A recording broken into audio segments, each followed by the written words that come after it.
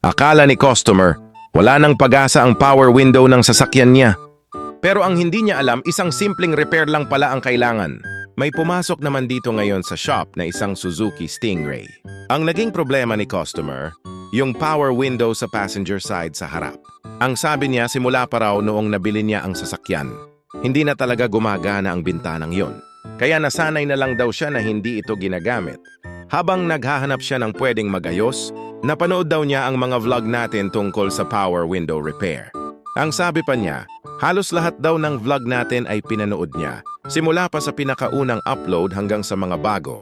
Doon daw niya nakita na iba't ibang klase ng sasakyan ang naaayos natin at halos lahat ng power window problem ay may solusyon. Hindi lang yon.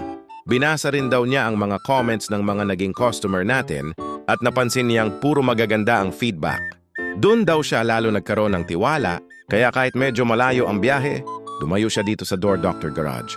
Pagdating dito sa shop, agad nating chinek ang problema.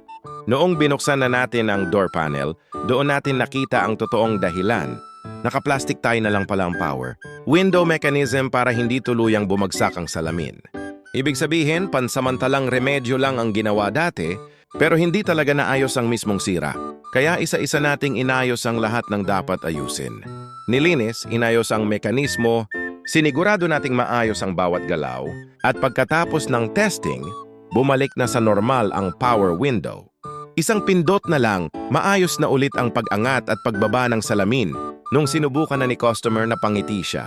Ang sabi pa niya, hindi talaga ako nagsisi na dumayo pa ako rito. Sulit ang biyahe dahil ngayon lang ulit gumana ng maayos ang power window simula nung nabili ko ang sasakyan. Kaya kung may problema rin ang power window ng sasakyan ninyo, huwag agad isipin na kailangan ng palitan ng buong assembly. Minsan, tamang diagnosis at tamang repair lang ang kailangan para makatipid. Maraming salamat sa patuloy ninyong pagtitiwala sa Door Doctor Garage. Kung nagustuhan ninyo ang vlog na ito, huwag kalimutang i-like, i-follow at i-share para mas marami pa tayong matulungan. Kita-kits sa susunod nating vlog.